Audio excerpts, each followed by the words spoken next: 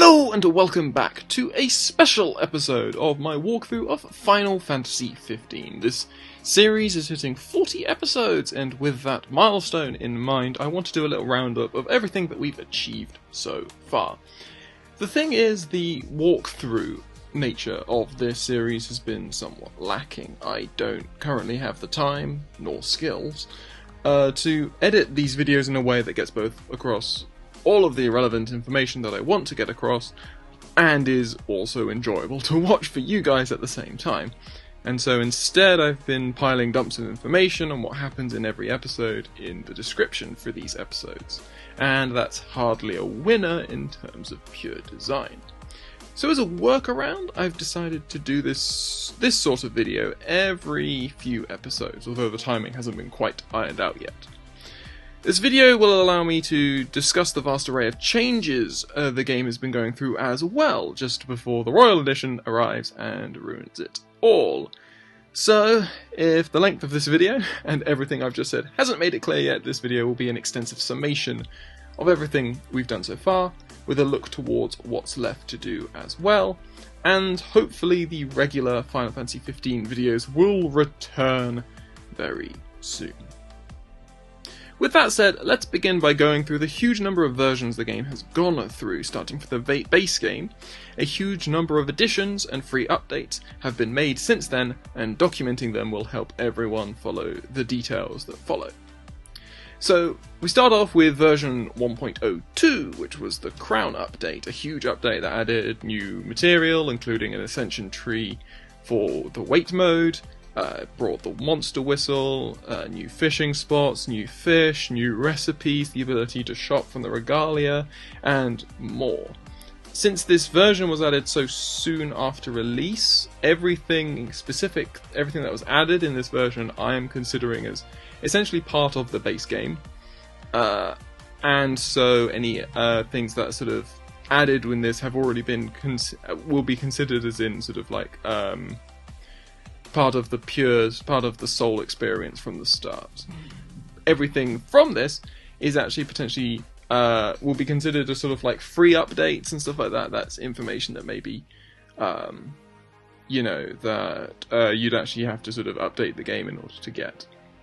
Anyway, so after 1.02 we've got 0.03 with New Game Plus. 0.04 came with the Moogle Chocobo Carnival update, which was free for everyone, and so, but obviously also required like an extra download and stuff like that. We then had 0.05, which introduced time quests, increased the level cap to 120 and the photo cap to 200, I believe, from 100. I might be wrong there. But it also added music from Nier series, so Nier Automata, and I think maybe the original Nier as well. And it's important to note that the music and stuff like that is generally added right in from the start. So it just appears right at the start. It'll be unlockable as soon as you boot up the game, pretty much.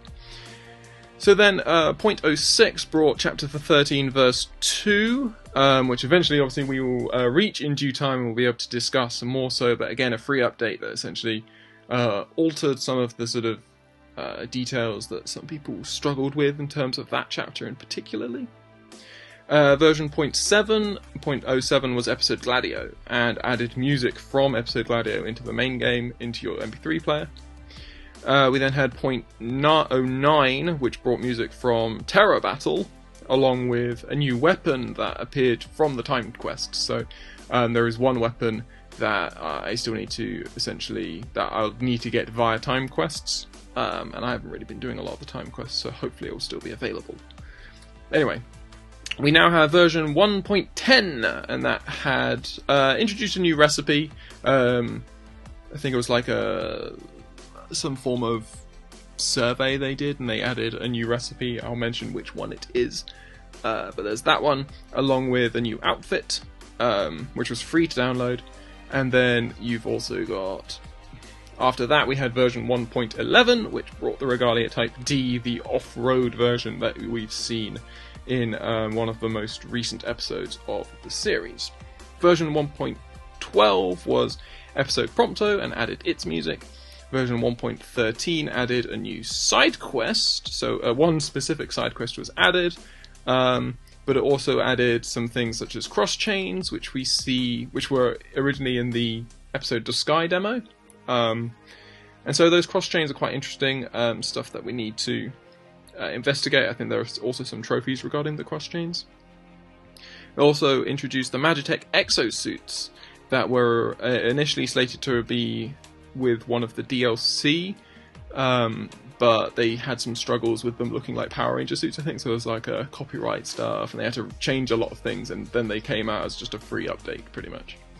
We then also in version 1.13, we had the return of the Moogle Chocobo Carnival.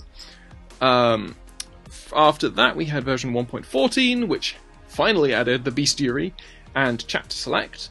Version 1.15 added the Assassin's Festival, little sort of free adventure.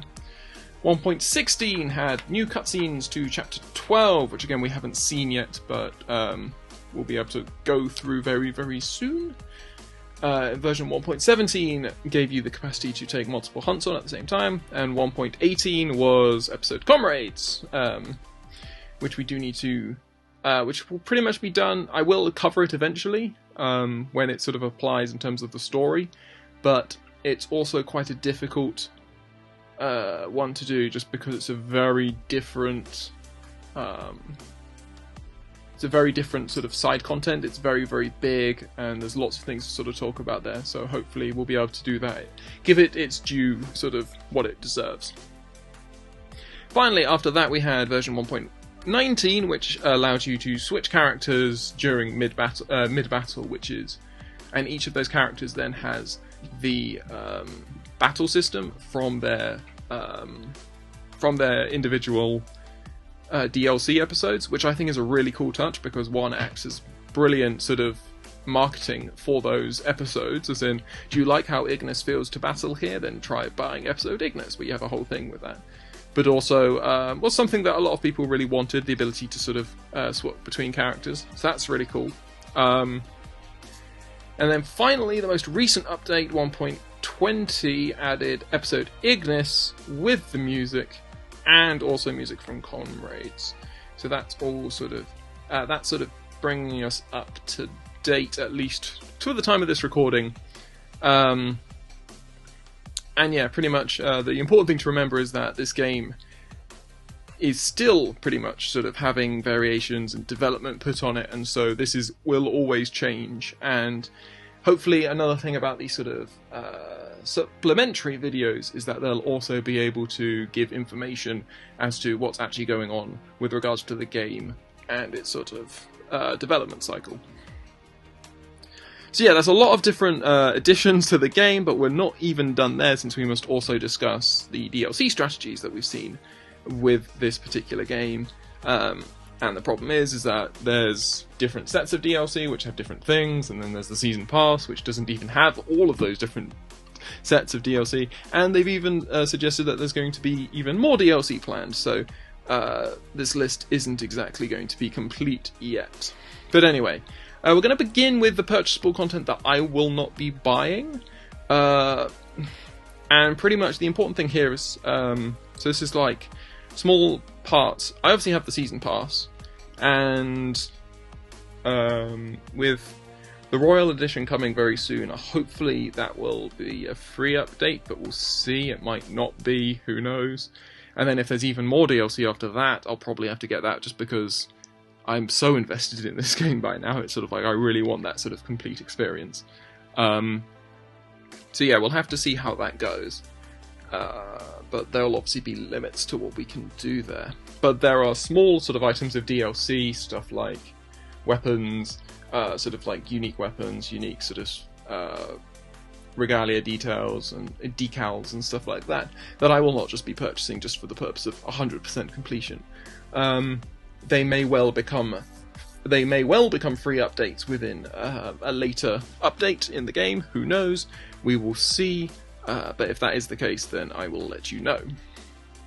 So anyway, what this includes, the stuff that I won't be buying, that I will not have access to, is four weapons, which are all related to different previous Final Fantasy games. There's also 4 Regalia recolors. All of those I won't be choosing, but then it also includes the Angler set, which is a small set of DLC which has a unique rod, a unique reel, and a lure, I believe, so won't be getting those. There's the Royal Raiment outfit, which we will not be buying, because that's just another outfit that you can buy. A lot of these were available as like pre-order bonuses from different sites, so I think that's also why they're all here. We also have the camera kit, which I won't be buying, and that essentially just replaces your camera with a different camera, which sort of has its bluish filter, I think, so to all the photos. It adds a different filter to all the photos. And then finally there's the travel pack, which gives discounts on both lodging and fuel, so I think it becomes completely free to drive around, and I think staying at places costs half or something like that, so that's quite useful in terms of being able to stay at the expensive hotels and get those big bonuses to your experience, but you know, that again is not something that I'm planning on buying. Now, it should be noted that the camera kit and one of the car recolors, the Platinum Leviathan recolor, were included in the digital premium edition, and that came with, on top of those two things, also came with the season pass, an exclusive theme for your console, I'm assuming, and then a digital soundtrack as well. So lots of things also came with that. So there are multiple ways of getting those items. So anyway, now we can move on to what actually sort of matters in terms of the DLC. We have the Season Pass, which I have bought, and like I said, we'll probably get the next one whenever it's announced and all that sort of stuff, if it's being planned on doing so. Season Pass includes the, obviously, episodes Prompto, episodes Prompto, Ignis, Gladio, and Comrades, along with the Holiday Pack Plus, the Booster Pack Plus, and the Gourmand set. And as I've mentioned previously through this series, whilst I have this, I am trying to keep everything that I've received from this as separate as I can from what I use in-game, for the benefit of the people who obviously will watch these episodes and be like, okay, so I want to do this, but I don't have, I haven't ordered this online, so watching this guy use this DLC-only weapon to smash everything is kind of unhelpful for me, and that's just sort of the basic idea with it. So anyway, what do we have? So the Holiday Pack Plus includes a bunch of accessories, which I'm going to list here, along with a couple of outfits, and comes with the Carnival Passport, which obviously allows you to go to the Moogle Chocobo Carnival.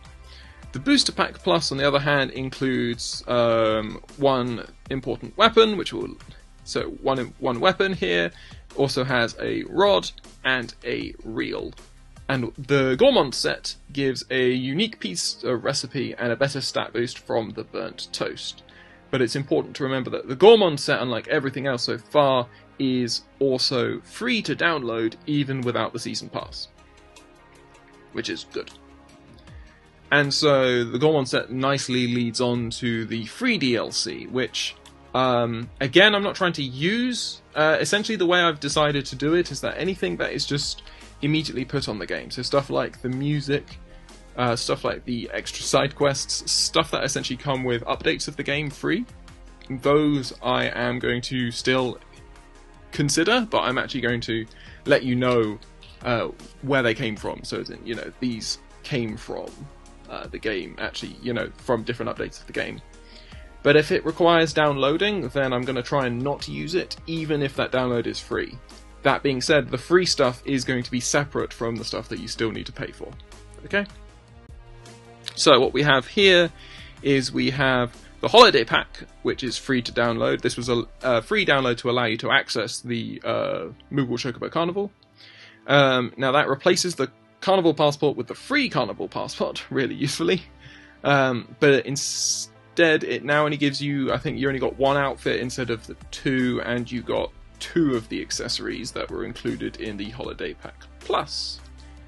Now there are also 2 other outfits which are just free. I think there's certainly one other outfit that's free to download, like just completely free to download. I need to check if there's 2. according to my notes here, I believe that the answer is that, yeah, so there are 2 outfits to download as well on top of those. So that's worth mentioning. Okay, so after that, we then have, I think that's about it actually. So thank goodness, you're probably very, very glad about that. And so now what we're going to do is we're essentially just going to go talk about our progress going through the game. And essentially this is just going to cover like all of the different sections that I've listed in all the descriptions of previous episodes, and go through them one by one and essentially be like, okay, this is how much progress we've made in each of these categories. Now I'm going to pop up obviously some tables like you saw previously up on the screen, hopefully. They're essentially coloured by which episode I got them in, and the number of the episode is hopefully labelled next door, so you can see which episode we found each of these things in. If there's anything interesting in terms of each of these lists, I will point it out. So for example, weapons that you need to buy as opposed to kind of find places, stuff like that, you know. Essentially, if it's freely available, then we can... If I feel like it's obvious where we can find it, then it's fine, but if I feel like it's something that's important, we'll mention it. We'll start with the main quests, of which we've completed up to Altissia City on the Sea, along with everything Moogle Chocobo Carnival, Assassin's Festival, and Episode Gladiolus related, meaning we've done 25 of the 43 main quests. You'll notice here that this total does not take into account anything DLC related, and that is how these things will continue. Anything that's been free update will be included in the totals, anything that wasn't free update won't. Moving on to side quests, I've split these into 26 categories, mainly by the character who gives them to us.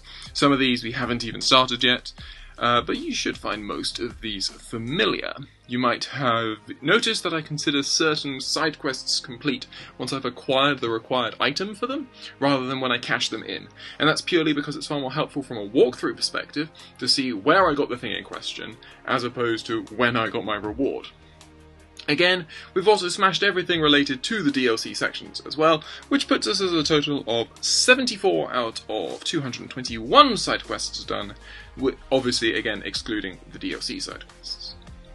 Next we have the hunts, which are split by the restaurant you start them from. Again, there are areas we haven't even started here, so we've only completed a meager 29 out of 102 for now. Next are the collectibles, known as key. So these are key items. They're largely quest items, which I've split into main and side quests, respectively. But also, this includes stuff like outfits, magic flasks, and also recipe books. And here we have a total of 64 out of 126. Next, we have some small combat-related counts, namely which techniques we've used with each of Noctis's companions. This collection will extend to the combat nuances of the individual characters when we start using character swap in-game. Essentially, you know, these are counters that I would have done in the individual episode, in their individual episodes, but now that they've been added into the game as a free update, I can also include them in the main walkthrough as well. Anyway, as of now, we've used 6 out of 17 techniques.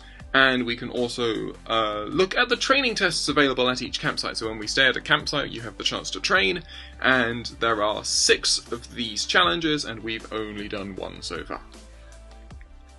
So our next category is enemies, and this differs slightly from the in-game bestiary, since it considers enemies with the same name. So the bestiary considers enemies with the same name but different levels. It usually considers those as being unique. Whereas I generally just split them by name. It's quite difficult to see how the bestiary does it sometimes. Ultimately, I'll be trying to complete the bestiary anyway, and I think that will ultimately require using chapter select at certain points, but I'll keep everyone updated. But in terms of my count so far, we've fought 76 out of a potential 199 different foes. Okay, the next category is probably the biggest in terms of what I need to talk about, and that is weapons. These are obviously split by the classes that are in the game. Now, certain weapons must be bought, and these weapons are highlighted in bold, whereas all the other weapons are generally either gifts or found as items on the ground, so treasures, essentially.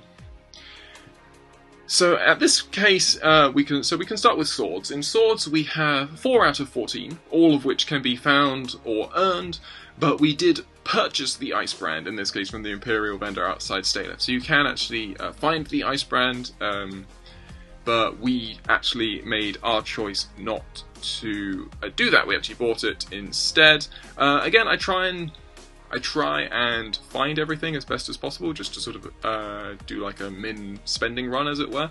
But I think I might have mistaken it. Essentially, it is found, if you want to know the collectible area, it is found outside the Corthus Rest area, so you can find it there as well.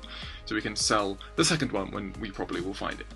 But additionally, there's obviously a DLC weapon here, so the DLC weapon Blazefire Saber from Final Fantasy XIII, but also the Booster Pack Plus gives you access to the Ragnarok. Both of those weapons are not counted in the total list, but they're also both swords, and I thought I'd mention them here. Next, we have Greatswords. We have 5 out of 13 Greatswords here, including the Braid of Brenir, which we found north of the Three Valleys in Lead. The Warsword, which must be bought either from Hammerhead, Gordon, or the Prairie Outpost. The Hard Edge, which is found in Dorel Caverns, and the Thunderbolt, found in Malmalam Thicket. The DLC weapon Masamune and the Genji Blade received from Episode Gladio are also both great swords, but again, we won't be using them in game because of the fact that you need to have paid for the DLC in order to do those. Or that they are just DLC weapons, essentially.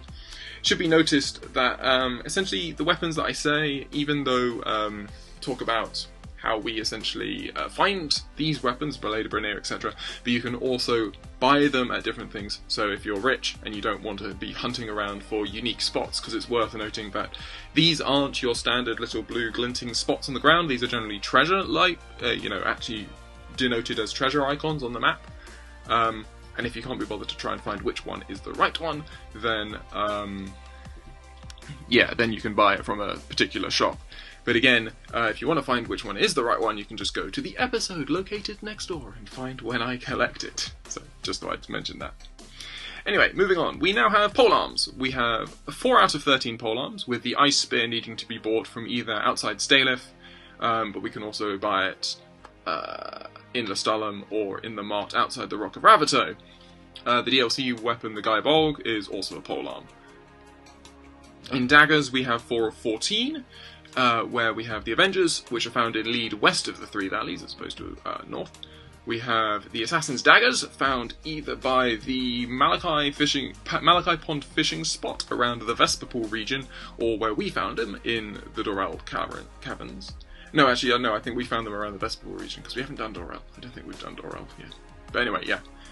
So that's there. But then also you have the Delta Daggers, which we found in Malmalam Thicket, but you can also find them outside the Rock of Ravato. The DLC weapon, the Mage Mashers, are also daggers. In the firearm category, we have 4 out of 14.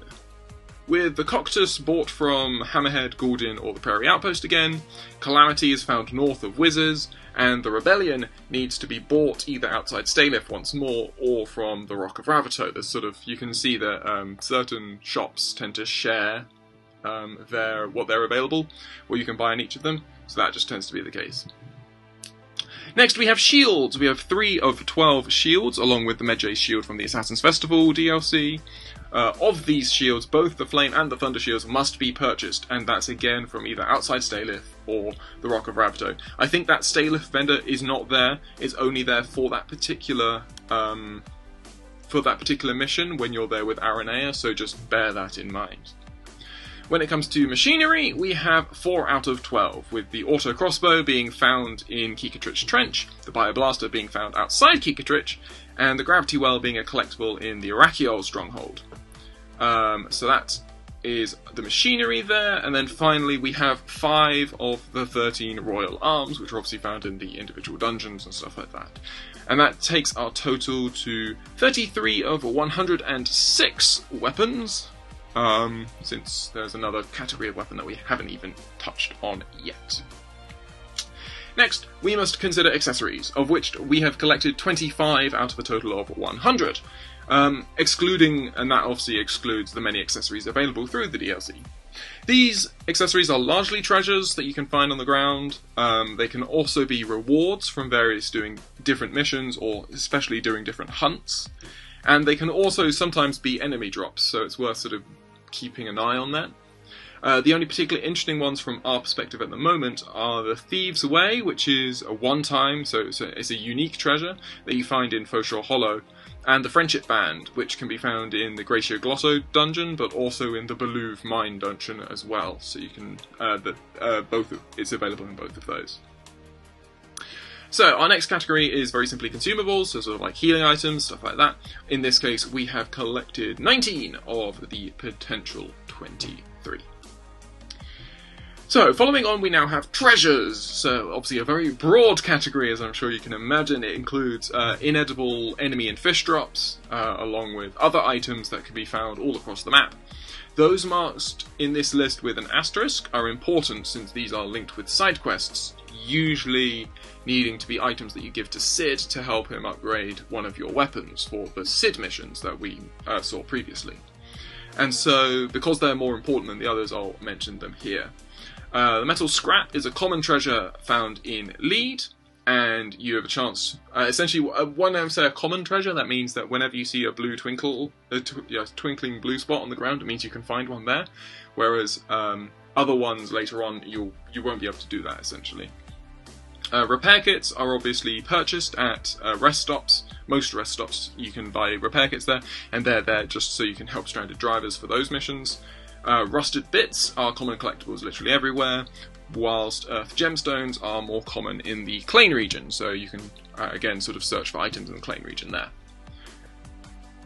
For a dynamo, you can collect a dynamo outside the Glacial Grotto. That is going to be an individual treasure spot. Most of the rest of these are individual treasure spots essentially, so you won't be able to you need to find the actual spot there.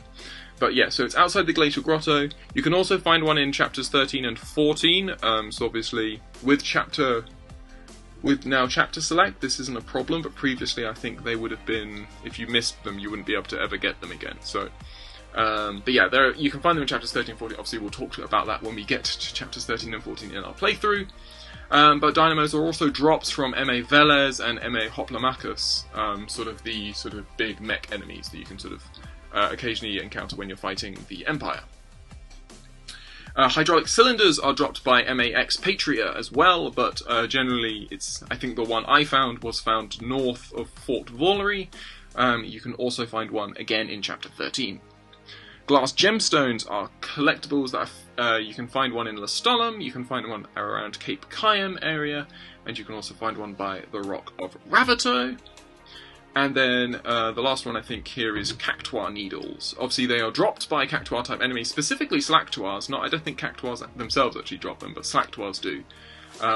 And they are, but the one that I found is sort of under the bridge, just to sort of the south of the Vesper Pool area. And that's another sort of key one.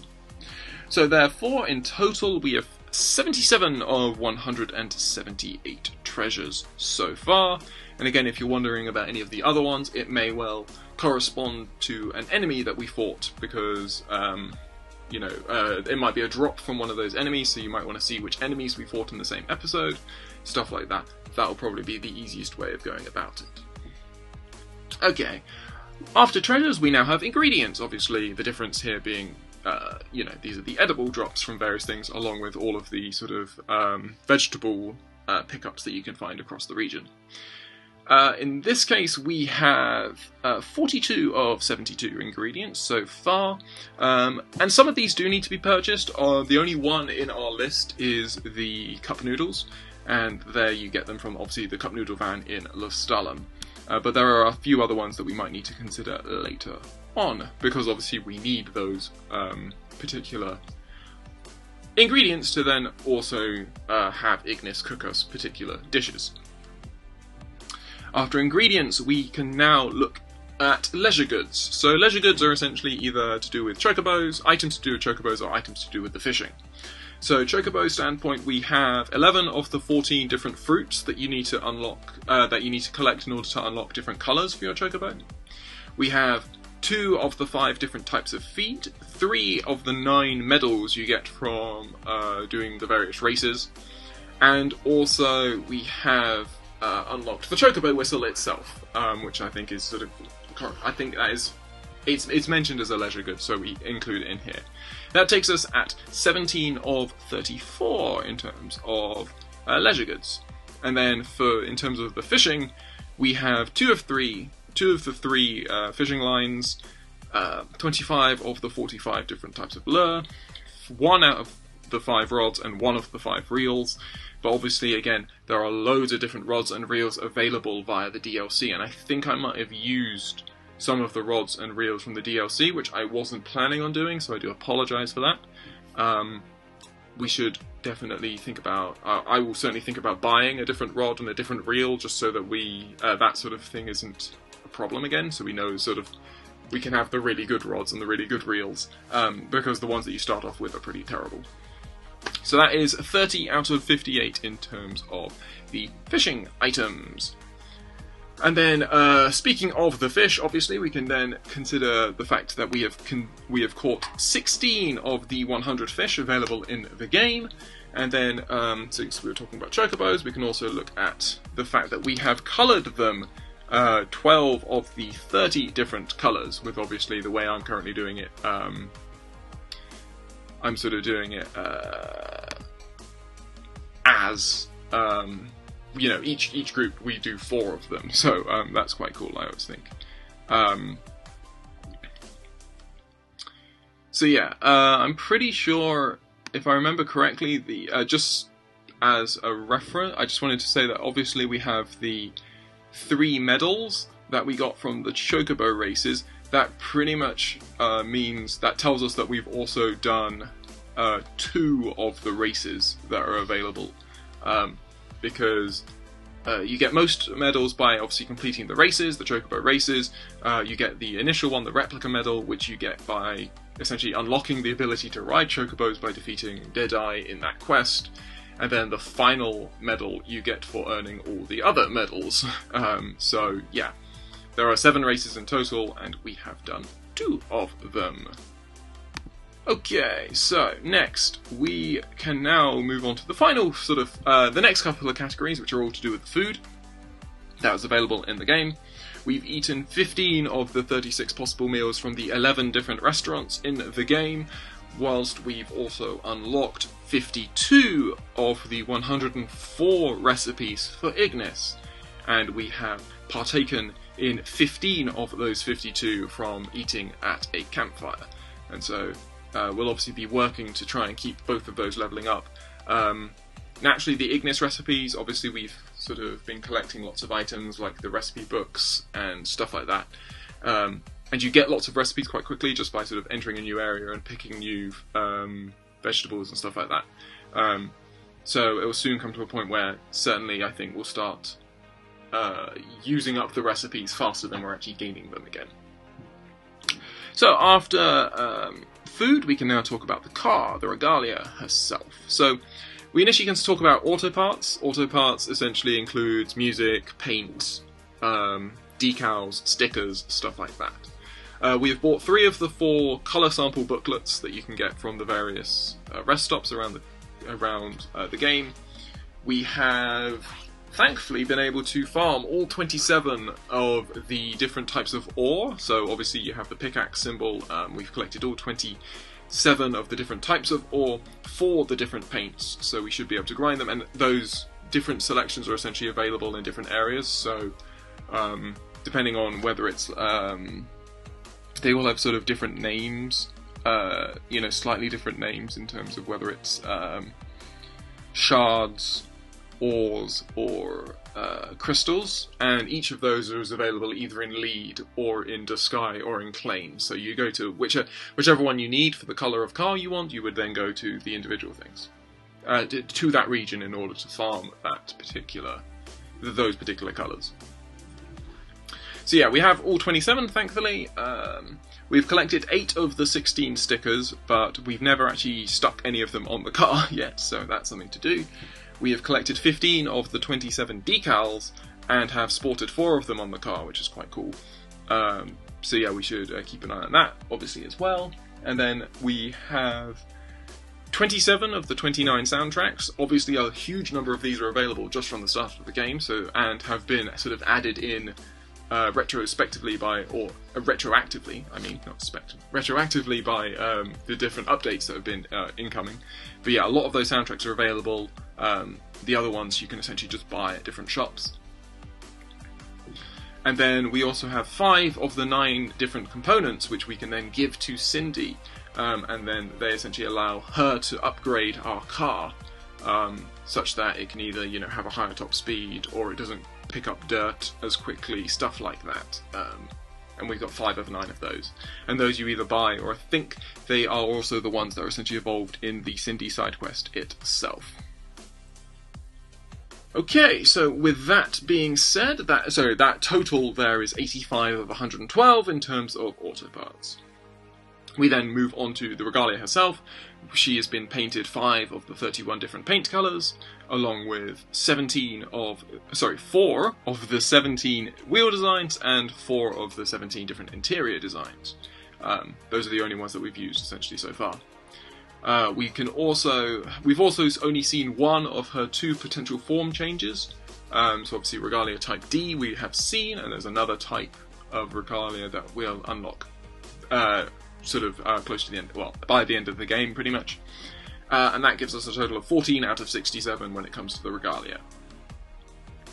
Our penultimate topic is accommodation. So what we talk about here is sort of like havens and lodgings. So in terms of havens, we have stayed at 13 of 34, and in terms of lodgings, we've stayed at 9 of 16, and that should continue to sort of increase depending on the different places that we stay at.